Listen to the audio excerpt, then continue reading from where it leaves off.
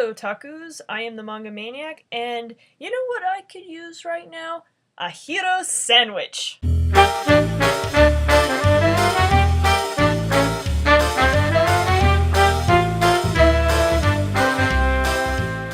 Welcome to Hiro Sandwich Time, where we take a look at the works of Hiro Mashima, and today we are going to be reviewing Monster Hunter Orage Volume 1.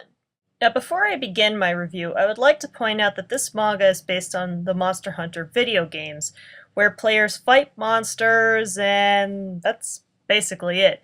There's no overarching story in any of these games.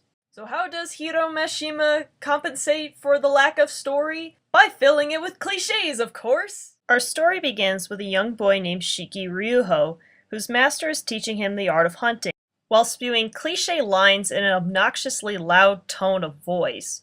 But sadly, Shiki's master dies a couple pages later after accidentally mixing gunpowder. Well, that's, certainly not the kind of death you'd expect of a extremely macho guy wielding a giant sword who constantly yells at people. Then we cut to a few years later, where our boy Shiki has now grown up into a loud, obnoxious teenager. I can't tell if this is a parody of that kind of character, or Hiro Mashima is being serious. Either way, after having a dream about his past, Shiki wanders into the nearest Hunters Guild in the town of Akamaria, and there is a very strong reminiscence to the fairy tale guild here. Why, there's even a little guy running the place, though he kind of looks like Yoda. Inside, Shiki loudly introduces himself and asks if anyone wants to be comrades with him, but of course, nobody's interested.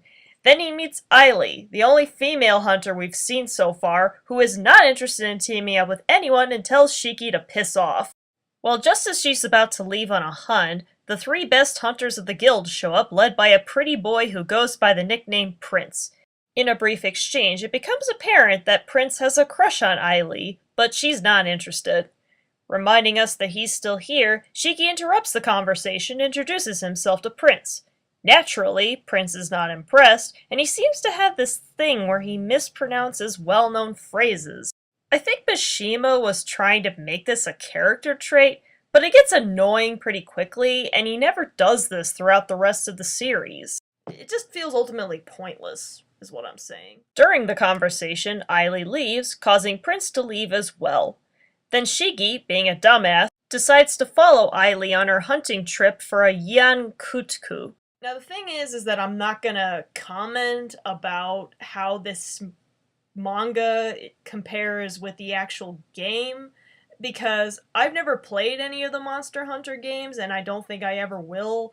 So I'm just gonna be judging this manga solely on it in itself, and not how it compares with the game, just to make it a lot simpler. So then we cut to Aili, who hears a noise and starts to close in for the kill, when it's revealed to be Shiki.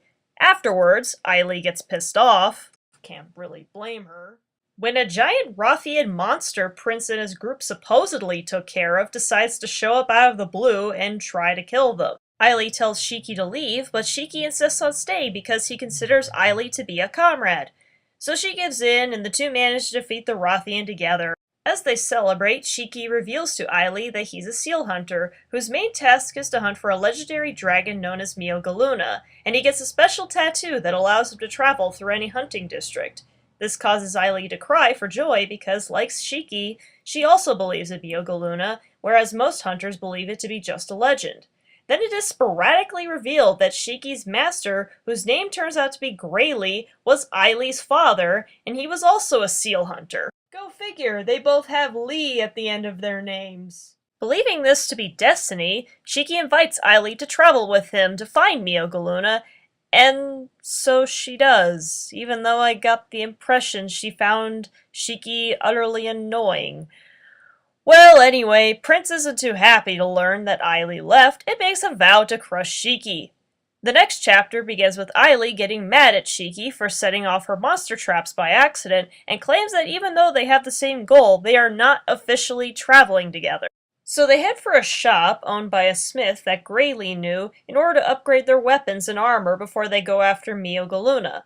But instead, they meet the Smith's well-endowed daughter named Sakia.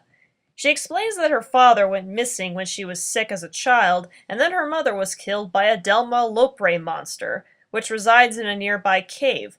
So Sakia decided to dedicate the rest of her life to forging weapons so she could get revenge on the Delma Lopre, but she hasn't been able to defeat it yet. She decides to confront the Delma Lopre again, while Shiki and Ailey decide to help her.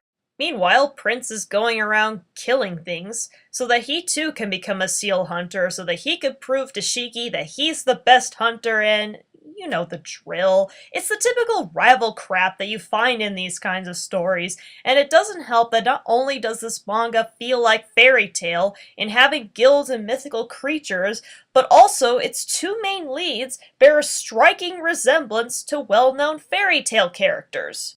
Take Shiki, for example. He looks like the love child between Gray and Natsu. And then Ailey, on the other hand, looks like Urza and Lucy's love child. That seems to be a problem with manga creators when they make secondary series. They almost always rely on previous character designs.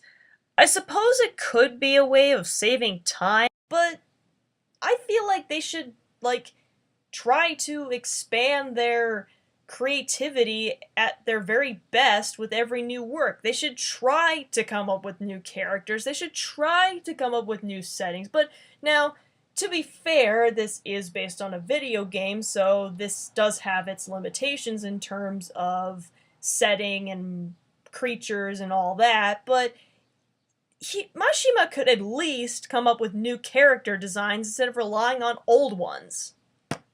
And he hasn't been popular for that long, so this could come to bite him in the ass later. So we cut away from Prince's seal hunter killing spree and focus on Shiki and Ailey, who've now entered the cave of the Delma Lopre with Sakia. They come across a petrified monster, and Sakia reveals that the Delma Lopre has the ability to petrify its enemies. Just then, the notorious Delma Lopre appears and spits acid that causes Sakia's weapons to melt. In turn, Ailey chickens out and suggests that they leave, but Sakia is so determined to kill the Delma Lopre that she's even willing to die for it. You of course all know where this is going. So Ailey is impressed by her courage and decides to stick around, while Shiki joins in after getting knocked down by the Delma Lopre earlier. Then Sakia tells the two to distract the Delma Lopre for a few minutes. Again, another cliche. While she builds something behind them. The plan seems to work pretty well, but then Shiki and Ailey are backed into a corner, and just before the Delma Lopre is about to finish them off, Sakia manages to stun it temporarily with an improvised crossbow shotgun hybrid. Where the hell did she get the materials to make this thing? It's made of frickin' wood and feathers, and I don't think any of that stuff would be lying around in a cave of all places. Did she bring this shit with her? But who cares? It's plot convenience. Anyway, the three of them manage to get together and defeat the Delma Lopre once and for all. Afterwards, the three of them find Sakia's father petrified behind a hidden chamber, and Sakia conveniently remembers that her father left not because he was a jerk, but so he could find a plant that would cure her illness. The next day, Sakia does upgrades to Shiki and Ailey's weapons as a way to thank them, and even offers to join them on their quest. Naturally, the two accept her offer, and you'd think the manga would end here, but instead, we cut back to Prince, who is having trouble killing a giant crab, when a mysterious figure appears and kills the giant crab with an experimental whip weapon. Afterwards, the mysterious figure comes up to Prince and offers to help him improve as a hunter. And that's how Monster Hunter Orage Volume 1 ends. It tells a decent story, and the artwork is top-notch as always, but it suffers from having so many fantasy hero cliches jammed in, and the strong resemblance this manga bears to fairy tale makes it difficult for this particular manga to stand out as an original work. Also, unlike fairy tale, every single character in this manga is just a cliche, but not really a character. I mean, Shiki's your stereotypical dumbass, Ailey's your stereotypical lone wolf, Sakia is MacGyver with tits, and Prince is your stereotypical rival. So, yeah, I'm probably just gonna go ahead and finish this series since it's only 4 volumes, so it's like, what's the worst that could possibly happen? Any last words, Kakashi doll? Well, we are listening to you, it's just that this isn't the kind of story that can have ninjas.